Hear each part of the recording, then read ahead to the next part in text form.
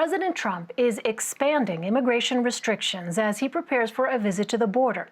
Skyler Henry joins me now from the White House with more.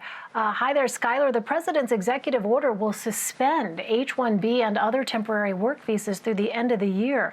What is the Trump administration's argument behind these new restrictions? Well, hey, Elaine, good evening to you. Well, when you're thinking about north of 500,000 jobs, the Trump administration says that making these restrictions will free up some of those jobs to help get Americans back to work. Obviously, this is a priority of the president because of the matter of the coronavirus pandemic impacting the economy up until this point.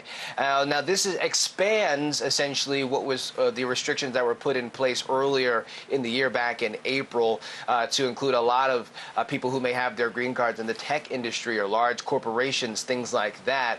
Now this goes until the end of the year. What we've been told by a senior official from the White House is that just in the 2 months that the much more watered down restrictions were in place, it potentially saved about 50,000 jobs or so, or made them at least applicable to Americans who may have wanted to apply for them. Now the goal is to get that number somewhere around 525,000 jobs to be available for Americans. And again, this goes back to the conversation about how many jobs have been available, are available for the growing number of Americans who need them. We're talking about 36 million Americans who filed for unemployment over the last few months. And now the president and his administration are trying to do everything possible from his perspective to get as many people back to work as possible.